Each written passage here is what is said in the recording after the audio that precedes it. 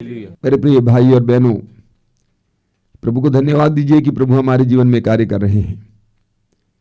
कई वर्ष पहले की बात है, एक बार मैं उत्तर भारत के ही एक जगह पर साधना देने गया था और साधना शुरू करने से पहले ही एक बहन ने अपने 23 साल की लड़की को मेरे सामने लाया। जवान थी, बहुत सुंदर थी, और उसकी मां ने कहा कि ये मेरी बेटी है फादर, और ये विधवा है। मुझे बहुत बुरा लगा, बहुत धक्का सा लगा।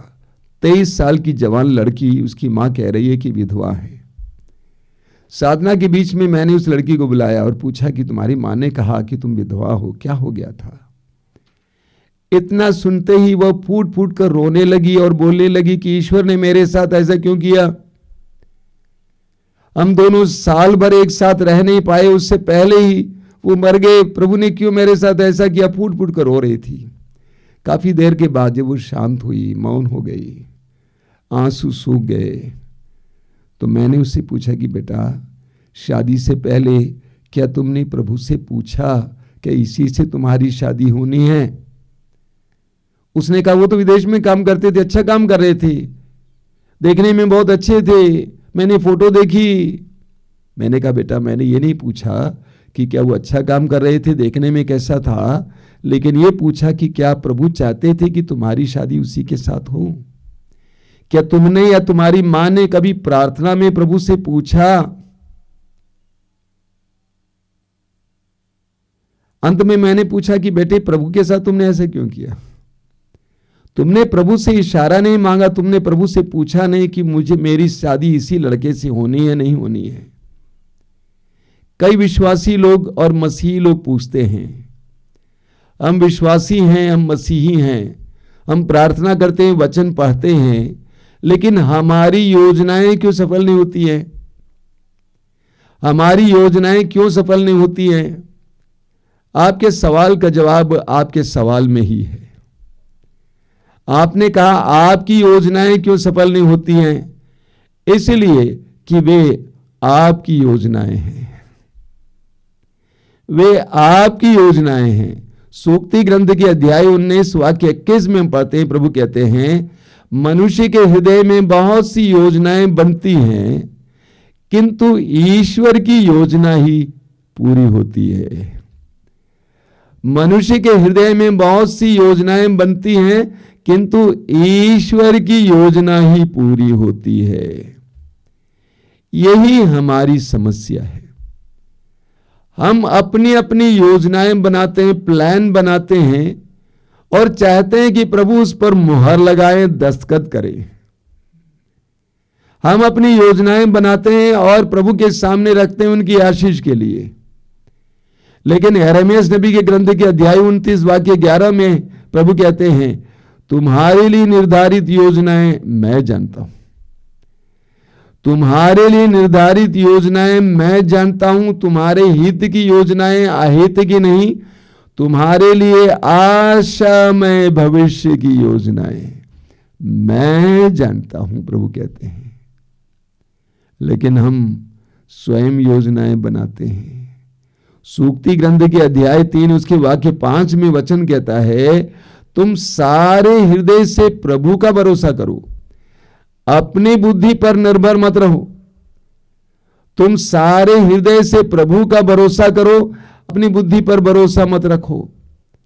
हमारी सारी योजनाएं अपनी बुद्धि के आधार पर है, दूसरों की बुद्धि के आधार पर है, अपने विचार के आधार पर, अपनी पसंद के आधार पर, दूसरों की पसंद, दूसरों के विचार के आधार पर है। लेकिन प्रभु कहते हैं, तुम्हारे लिए निर्धारित योजनाएं मैं जानता हूं। देखिए, यूहन्ना के सुसमाचार के अध्याय 14 उसके वाक्य 16 में प्रभु यीशु कहते हैं कि मैं तुम्हारे लिए पिता से प्रार्थना करूंगा और वह तुम्हें एक दूसरा सहायक प्रदान करेगा जो सदा तुम्हारे साथ रहेगा। मैं पिता से प्रार्थना करूंगा और वह तुम्हें एक दूसरा सहायक प्रदान करेगा जो सदा तुम्हारे साथ रहेगा। एक सहायक जो सदा तुम्हारे साथ रहेगा। यीशु पर विश्वास करने के कारण, यीशु को अपनाने के कारण ईश्वर ने आपको वो सदा सहायक दिया है, पवित्र आत्मा दिया है। यूहन्ना के सुसमाचार अध्याय 14 वाक्य 26 में प्रभु कहते हैं, जब पवित्र आत्मा वो सहायक आएगा तो वो तुम्हें सब कुछ समझाएगा। वो पवित्र आत्मा आएगा तो वो तुम्हें सब कुछ समझाएगा, सब कुछ। Every word is important. सब कुछ मतलब सब कुछ। क्या पढ़ने के लिए समझाएगा? समझाएगा। मेरे शादी के विषय में समझाएगा? समझाएगा। मेरे व्यापार के विषय में समझाएगा? समझाएगा। मेरी नौकरी के विषय में समझाएगा? समझाएगा। कई विश्वासी और मसीही लोग सोचते हैं सिर्फ आध्यात्मिक बातों के लिए सलाह प्रभु से लेंगे, अन्य चीजें हम ना जानते हैं। नौकरी के बारे में ईश्वर क्या जानता है? शादी के बारे में ईश्वर क्या जानता है? पढ़ाई के बारे में ईश्वर क्या जानता है? वे सोचते हैं कि ये सब हम लोग कर लेंगे और आध्यात्मिक बातों का सलाह की सलाह हम प्रभु से लेंगे। ऐसा नहीं है। प्रभु यीशु कहते हैं वह तुम्हें सब कुछ समझा देगा। जानते हैं प्रभु यीशु के शिष्य प्रेरित आप और मुझसे भी कमजोर लोग थे। वे आपस में झगड़ते थे। वे आपस में झगड़ते थे पता लगाने के लिए कि हम में से कौन बड़ा है, यीशु के बाद कौन होगा। याकूब और यूहन्ना ने यहां तक कि अपनी मां को बुला लाया यीशु के बताने के लिए कि प्रभु के दाएं बाएं हमें बैठाने के लिए आप मांगिए। वे आपस में झगड़ते थे, लेकिन पेंतकोस्त के दिन जब पवित्र आत्मा उन पर उतर आया वे बदल गए। उनकी सोच बदल गई, उनका विचार बदल गया, उनकी जीवन शैली बदल गई, उनकी योजनाएं बदल गई। वे पूरी तरह से पवित्र आत्मा के अधीन हो गए। यूहन्ना के सुसमाचार के अध्याय 3 उसके वाक्य 8 में प्रभु यीशु निकोदेमुस के समझाते हैं एक व्यक्ति जो पवित्र आत्मा में जन्मा है वो कैसा होता है। प्रभु कहते हैं पवन जिधर चाहता है वहां बहता है। वो कहां से आता है कहां जाता है ये आप नहीं जानते हैं। जो व्यक्ति पवित्र आत्मा में जन्मा है उसकी तरह है। यानी जिस तरह पवन को बहाया जा सकता है, जो पवित्र आत्मा में जन्मा है उसको पवित्र आत्मा अपने इशारे पर ले जा सकता है। एक विश्वासी को कभी भी ये नहीं कहना चाहिए मुझे ये पसंद है, मुझे ये पसंद नहीं है, मैं ये चाहता हूं, मैं ये चाहती हूं। बिल्कुल नहीं। एक विश्वासी और एक मसीही को हमेशा ये पूछना चाहिए प्रभु क्या चाहते हैं। मैं चाहता हूं कि मैं इंजीनियरिंग करूं, मैं चाहता हूं कि मैं आईएएस करूं, लेकिन प्रभु क्या चाहते हैं ये जानना जरूरी है। मैं चाहता हूं कि ऐसे लड़के के साथ मेरी शादी हो, लेकिन प्रभु क्या चाहते हैं ये जानना जरूरी है। What does the Lord want. एक विश्वासी के लिए अपने मन में यह होना जरूरी है कि प्रभु क्या चाहते हैं। अभी 2-3 साल पहले की बात है, छत्तीसगढ़ से मुझे टेलीफोन कॉल आया। एक बहन ने टेलीफोन किया, कहा कि मैं अस्पताल में हूं, मैं गर्भवती हूं, मेरी डिलीवरी होनी है। नॉर्मल डिलीवरी 3 दिन के बाद होनी है, लेकिन डॉक्टर लोग कह रहे हैं यथाशीघ्र जितनी जल्दी हो सके ऑपरेशन कराओ। और उस बहन ने फोन करके मुझसे पूछा कि स्वामी जी आप प्रार्थना करके बताइए क्या मैं अभी ऑपरेशन के लिए जाऊं या नॉर्मल डिलीवरी का इंतजार करूं। मैं तो अवाक रह गया। एक नारी अस्पताल में पड़ी है, डॉक्टर लोग कह रहे हैं कि जल्दी ऑपरेशन कराओ, लेकिन वो चाहती है कि प्रभु की इच्छा क्या है जानना। वो पूछ रही थी कि आप प्रार्थना करके बताइए प्रभु की क्या इच्छा है, क्या मैं नॉर्मल डिलीवरी का इंतजार करूं या अभी ऑपरेशन कराऊं। एक विश्वासी का अच्छा मनोभाव है, ये अच्छा विचार है। हर योजना से पहले एक विश्वासी को जानना चाहिए कि प्रभु क्या चाहते हैं। हम बाइबल में मूसा का उदाहरण लेंगे। मूसा ने इस्राएली जनता का नेतृत्व किया, और इतनी बड़ी जनता का नेतृत्व करना मूसा के लिए आसान बात नहीं थी। लेकिन इस दौरान मूसा ने जब भी उनके जीवन में कोई कठिनाई आई, बाधा आई, तुरंत मूसा ईश्वर के पास जाता है। लाल समुद्र को पार करना है, सारी भीड़ लाल समुद्र के सामने खड़ी है। मूसा कहता प्रभु ने कहा वो डंडा उठाओ, पानी पर मारो। दो भागों में बट गया समुद्र। लोगों के पास पीने के लिए पानी नहीं है। प्रभु कहते हैं कि यह करो। लोगों ने ईश्वर के विरुद्ध और मूसा के विरुद्ध बुनबुनाया और सर्पों ने उनको काटा, कई लोग मर गए। प्रभु क्या करूं? प्रभु ने उसको बताया, ये करो। मूसा ने हर परिस्थिति में प्रभु की इच्छा और इशारा को ढूंढा। नतीजा ईश्वर ने जो कहा वो सफल हुआ, हर कार्य सफल हुआ। मूसा ने जो किया वो सफल हुआ, क्योंकि मूसा ने ईश्वर की इच्छा को ढूंढा था, ईश्वर की इच्छा के अनुसार कार्य किया। प्रभु यीशु का उदाहरण लीजिए। पवित्र आत्मा से भर जाने के बाद वचन में लिखा हुआ है, प्रभु यीशु ने 40 दिन और 40 रात उपवास और प्रार्थना में बिताया। इस बात को कभी नहीं भूलना कि प्रभु यीशु उस समय 30 साल के थे, मात्र 30 साल के युवा। अपने सुसमाचार का कार्य शुरू करने से पहले प्रभु यीशु ने 40 दिन और 40 रात उपवास और प्रार्थना में बिताया। क्या हो रहा था वहां पे? प्रभु यीशु अपने पिता के सामने घुटने टेक कर ये पूछ रहे थे, प्रभु बता, पिता बता, अब्बा बताओ कि मैं कौन सा कार्य करूं, किस क्षेत्र में कार्य करूं, किस प्रांत से शुरू करूं, मेरे क्या संदेश होंगे, मेरे अनुयायी कैसे होंगे, मेरे शिष्य कैसे होंगे, मैं किस भाषा में बोलूं, किन लोगों के साथ ज्यादा चलूं फिरूं, पिता बताओ। अपने सुसमाचार ये कार्य से पहले प्रभु यीशु ने अपने पिता से इशारा मांगा, संदेश मांगा, मुझे बताओ कि मैं क्या करूं, कहां जाऊं, किन के साथ रहूं, किन को अपनाऊं, क्या बोलूं। प्रभु यीशु ने पिता का इशारा ढूंढा और पाया, उसके अनुसार जीवन गुजारा। एक विश्वासी को हमेशा प्रभु की इच्छा को जानने की जरूरत है। देखिए सूक्ति ग्रंथ अध्याय 16 वाक्य 3 क्या लिखा हुआ है, बार बार आप पढ़ते हैं इसको। अपने सभी कार्य प्रभु को अर्पित करो और तुम्हारी योजनाएं सफल होंगी। वाक्य 1 में लिखा हुआ है, मनुष्य योजनाएं बनाता है, उनकी सफलता प्रभु पर निर्भर है। वचन सुनिए, अपने सभी कार्य प्रभु को अर्पित करो और तुम्हारी योजनाएं सफल होंगी। वचन का ख्याल करना, अपने सभी कार्य प्रभु को अर्पित करो, योजना नहीं। हम योजना बना के ले जाते हैं, ब्लूप्रिंट हम टाइप करके लेके जाते हैं, कहते हैं कि इस पर आशीष दीजिए। वचन कहता है अपनी योजना नहीं, बल्कि अपने सभी कार्य प्रभु को अर्पित करो। यानी अपने सभी कार्य, विवाह की बात है, विवाह की बात समर्पित करो, प्रार्थना करो। नौकरी की बात है, व्यवसाय की बात है, व्यवसाय की बात समर्पित करो। पूछो प्रभु मैं क्या करूं।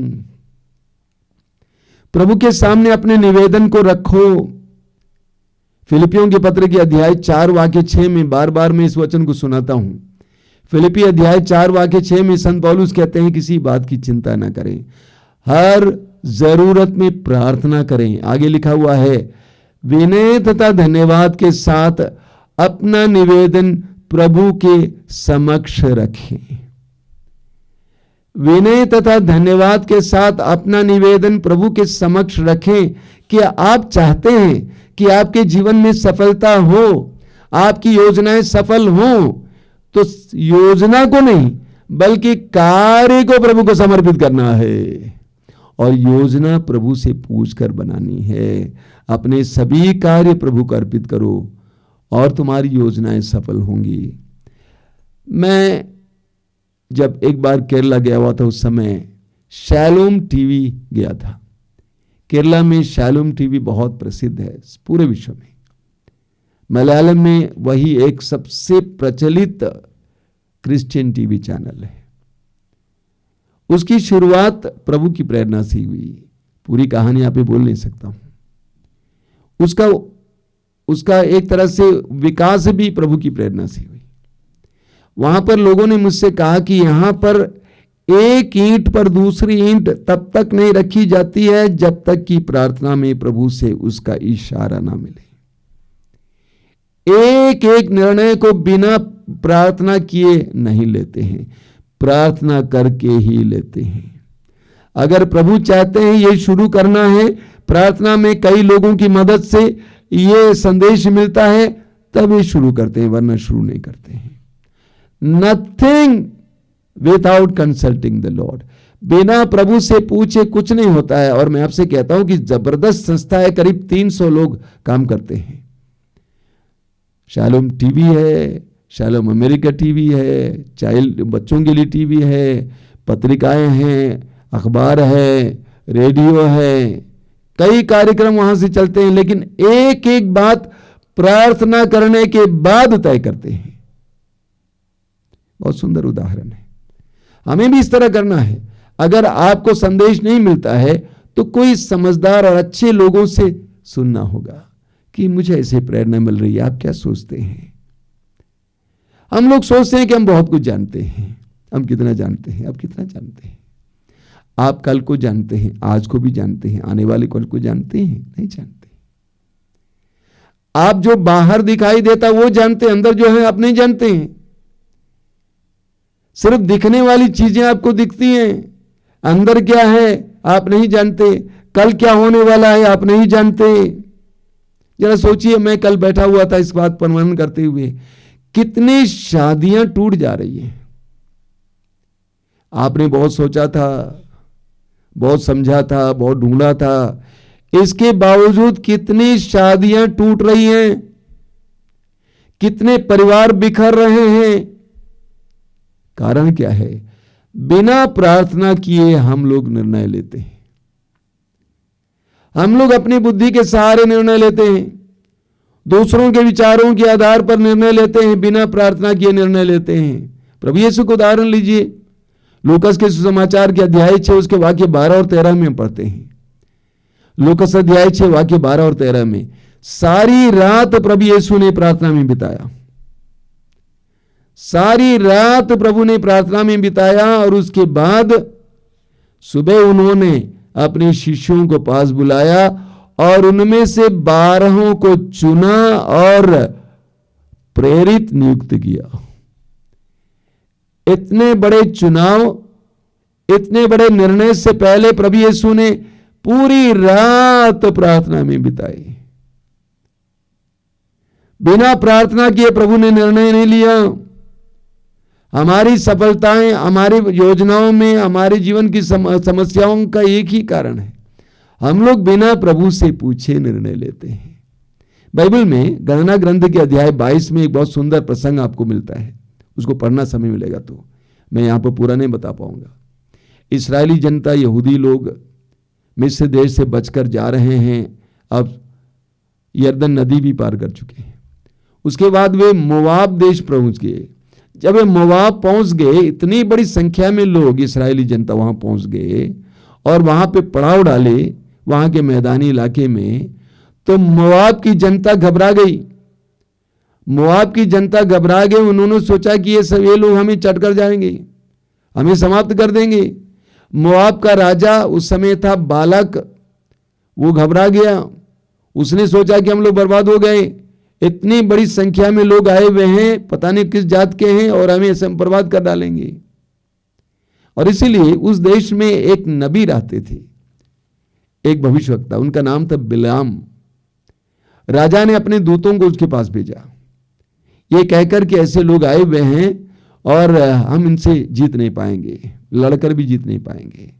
आप एक काम करना, आप आ जाना यहाँ पे और उन लोगों को श्राप देना और वे नष्ट हो जाएंगे। क्योंकि आप जिसको आशीर्वाद देते हैं आशीर्वाद प्राप्त है, जिनको श्राप देते हैं श्राप प्राप्त है। नबी ने कहा उन लोगों से, दूतों से कहा कि तुम लोग रात भर यहां रुक जाओ, रात को मैं प्रभु से पूछूंगा, अगर प्रभु मुझे आने दे रहा तो आ जाऊंगा। रात को प्रभु ने बिलाम से कहा कि तुम उनके साथ नहीं जाओगे, ना ही उन लोगों को अभिशाप दोगे, श्राप दोगे, क्योंकि वे मेरी प्रजा है, धन्य प्रजा है। सुबह बिलाम ने उन लोगों से कहा कि मैं आपके साथ नहीं आ सकता हूं, चले जाइए आप। वो लोग चले गए, राजा से बात बता दी। राजा ने और भी ज्यादा लोगों को भेजा बिलाम के पास कि आप हमारी मदद कीजिए, प्लीज कृपया मदद करें। फिर प्रभु ने उससे कहा तुम इनके साथ नहीं जाओगे। लेकिन प्रभु ने कहा अगर तुम जाना चाहते हो तो चले जाओ, लेकिन जो मैं कहूंगा वही करना है, तुम अभिशाप नहीं दोगे। अगले दिन सुबह बिलाम अपनी गधी को लिया, गधी पर बैठ गया और उन लोगों के साथ और अपने 2 सेवकों के साथ मोआब प्रदेश की देश की ओर जा रहे हैं, राजा के पास जा रहे हैं। रास्ते में एक स्वर्गदूत ने आकर रास्ता को बंद किया और तलवार को खींचकर खड़ा हो गया। लेकिन बिलाम देख नहीं पा रहा है, गदही देख रही थी। गदही देख रही थी कि वहां पे स्वर्गदूत खड़ा है तलवार खींचकर, और गदही ने क्या किया, मार्ग छोड़कर खेतों से जाना शुरू कर दिया और बिलाम ने उसको बहुत मारा बुरी तरह से। फिर इसी तरह आगे बढ़ता गया। जैसे जैसे आगे बढ़ रही थी गदही, उसने देखा कि स्वर्गदूत खड़ा है। एक ऐसी जगह पहुंच गया जहां दोनों तरफ दीवार है, संकरी जगह है, और गदही स्वर्गदूत से बचने के लिए एक तरफ हो गई और बिलाम जाके दीवार से टकरा गया। उसने उसको बहुत बुरी तरह से मारा। फिर आगे बढ़ने पर फिर स्वर्गदूत खड़ा है, गदही ने देखा और गदही बैठ गई और बिलाम ने उसको बहुत बुरी तरह से मारा क्योंकि वो जा नहीं रही थी। बाद में प्रभु ने बिलाम की आंखों खोला और बिलाम ने वहां खड़े स्वर्गदूत को देखा और प्रभु ने कहा, स्वर्गदूत के द्वारा तुमको मना किया गया, वहां नहीं जाना है, क्यों जाते हो। हमारे जीवन में भी यही होता है, जो प्रभु की इच्छा नहीं होती है उसके विरुद्ध हम जो भी योजनाएं बनाएंगे, यात्राएं बनाएंगे। हमारे जीवन में बहुत सारी इस तरह की विसंगतियां आती हैं, परेशानियां आती हैं, बाधाएं आती हैं और हम प्रभु को पुकारते हैं, प्रभु बचाइए बचाइए। एक बहन को मैं जानता हूं, बहुत अच्छी प्रार्थना वाली बहन है, दूसरों को सिखाती है, वचन सुनाती है। एक बार मुझे फोन करके कहा कि स्वामी जी ऐसा है कि कल शाम को मैं, हमारे घर पे कुछ मेहमान आए थे, शाम को 6-6:30 बजे, मैं शहर में रहती हैं, मैं मीट खरीदने गई थी उनके लिए, और घर से बाहर निकलते ही स्कूटर पर टकरा गई, गिर गई, पैर तोड़ दिया। मैंने पूछा कि किसने कहा था तुमको उस समय मीट लेने जाने के लिए। पूछना चाहिए, प्रभु के लोग हो, बिना पूछे कुछ भी नहीं करना चाहिए। इसी तरह हमारे जीवन में बाधा पर बाधा आ जाती है क्योंकि हम प्रभु की इच्छा के खिलाफ जाते हैं। यूहन्ना का पहला पत्र उसके अध्याय 5, यूहन्ना का पहला पत्र अध्याय 5 में हम पढ़ते हैं वाक्य 14 में। यूहन्ना का पहला पत्र अध्याय 5 वाक्य 14 में लिखा हुआ है, हमें ईश्वर पर यह भरोसा है कि यदि हम उसकी इच्छा अनुसार उससे कुछ भी मांगते हैं तो वह हमारी सुनता है। बहुत सुंदर वचन है, हमें ईश्वर पर यह भरोसा है कि यदि हम उसकी इच्छा अनुसार उससे कुछ भी मांगते हैं तो वह हमारी सुनता है। उसकी इच्छा के अनुसार, मेरी अपनी इच्छा के अनुसार नहीं, उसकी इच्छा के अनुसार। अगर हमारी योजनाएं प्रभु की इच्छा के अनुसार हैं तो सफल होंगी, वरना नहीं होंगी। अगर हमारी योजनाएं प्रभु की इच्छा के अनुसार है तो सफल होंगी। याकूब का पत्र अध्याय 4 वाक्य 3 में याकूब कहते हैं, आपकी प्रार्थनाएं इसलिए नहीं सुनी जाती हैं क्योंकि आप अच्छी तरह प्रार्थना नहीं करते। अगर करते भी हैं तो अपने स्वार्थ की पूर्ति के लिए करते हैं, वासना की तृप्ति के लिए करते हैं। अगर हम इस तरह की योजना बनाएंगे अपने स्वार्थ की पूर्ति के लिए, वो सफल नहीं होंगी। एक विश्वासी के जीवन में प्रभु ऐसे सफलता नहीं देगा। तो प्रभु की इच्छा के मुताबिक हमारी योजना होनी चाहिए, तब वो सफल होंगी। इसलिए हमें जानना है कि प्रभु की इच्छा क्या है। कुछ साल पहले मैंने एक बहुत बड़े आदमी का साक्ष्य सुना। वो अंग्रेजी के एक बहुत बड़े पत्रिका के एडिटर है, संपादक है, मुख्य संपादक है। उन्होंने प्रभु यीशु को स्वीकार किया। 19 साल की उम्र में जब वो अपने ईसाई मित्र के यहाँ पे, जिनके साथ वो क्रिकेट खेलते थे, प्रार्थना के लिए गए और उस मित्र ने अपनी बहन के साथ इस भाई के लिए एक सुंदर सी प्रार्थना की, 5 मिनट लंबी प्रार्थना, गहरी प्रार्थना। उस प्रार्थना के अंत होते होते इस भाई ने निर्णय लिया, ब्राह्मण इंसान है, इसने निर्णय लिया कि मैं यीशु को अपना गुरु बनाऊंगा, मैं यीशु के मार्ग पर चलूंगा। उस व्यक्ति ने कहा है अपने साक्ष्य में कि आज यीशु मेरे मित्र हैं और बिना उनसे पूछे मेरे जीवन में कुछ नहीं होता है। यहां तक कि मेरे लैंगिक जीवन के बारे में भी मैं प्रभु यीशु से पूछता हूं। एक विश्वासी को यह जीवन शैली जानना है। विश्वासी लोग और मसीही लोग सोचते हैं कि प्रभु के पास जाना, प्रार्थना करना, प्रभु से मांगना, मोमबत्ती जलाना, अगरबत्ती जलाना, लड्डू चाहना, पेड़ा चाहना, ये सब भक्ति है। वे सोचते हैं इससे सब कुछ बदल सकता, मोमबत्ती जलाने से सब कुछ बदल जाएगा, मेरी योजना सफल होगी। हमारी योजना सफल होने के लिए हमें प्रभु की इच्छा जानना है और हमारी योजनाओं को प्रभु की इच्छा के मुताबिक होना है, प्रभु की शिक्षाओं के मुताबिक होना है। अगर हमारी योजनाएं प्रभु की शिक्षाओं के, प्रभु की इच्छा के मुताबिक नहीं है, उसका सफल होना कोई जरूरी नहीं है।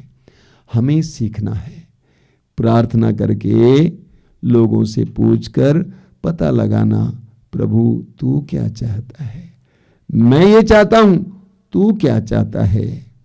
हमें प्रभु की इच्छा के अनुसार जीवन जीना है, प्रभु की इच्छा के अनुसार योजनाएं बनानी है। आप देखेंगे आपकी योजनाएं सफल होती जाएंगी। मैंने इस आश्रम में रहते हुए सीखा है, जो कुछ होता है प्रार्थना करके करके करके, प्रार्थना में पक्की और तगड़ी प्रेरणा मिलती है तभी होता है।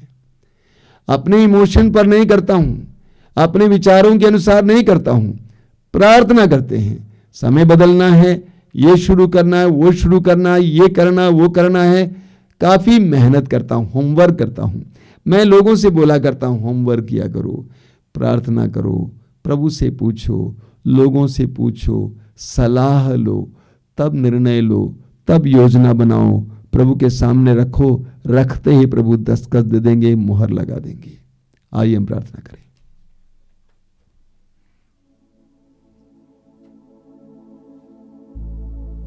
प्रभु यीशु धन्यवाद देते हैं इन सुंदर पलों के लिए। तो एक महान प्रभु है, सर्वशक्तिमान प्रभु है। मेरे बीते जीवन को, आने वाले जीवन को और वर्तमान को जानने वाले, मेरे जीवन की एक एक बात को जानने वाले, मेरे हृदय के अंदर की बातों को जानने वाले, मेरे उद्देश्यों को जानने वाले, मेरी आवश्यकताओं के साथ साथ मेरे उद्देश्यों को जानने वाले, मेरे इरादों को जानने वाले यीशु, प्रार्थना करता हूं यीशु, जिस तरह तूने प्रार्थना करके ही कोई निर्णय लिया, बिना अपने पिता से पूछे कोई निर्णय नहीं लिया। तेरे संपूर्ण जीवन में हम देखते हैं कि तूने पिता को सुनने का प्रयास किया और पिता ने तुझसे जो कुछ कहा उसी का पालन किया। हमें भी तेरी इच्छा को जानने की कृपा दीजिए, ईश्वर की इच्छा को जानने की कृपा दीजिए। जीवन के हर एक मोड़ पर हर एक निर्णय ईश्वर की इच्छा के मुताबिक करने के लिए, लेने के लिए कृपा दीजिए। प्रभु यीशु हमारी बुद्धि को प्रकाशित कीजिए, पवित्र आत्मा के द्वारा हमारी बुद्धि को प्रकाशित कीजिए। एक सच्चे विश्वासी और एक सच्चे मसीह के जीवन की इन रहस्यों को समझाइए। धन्यवाद यीशु, धन्यवाद। तेरी स्तुति, तेरी आराधना, तेरी महिमा। Thank you Jesus, thank you Lord.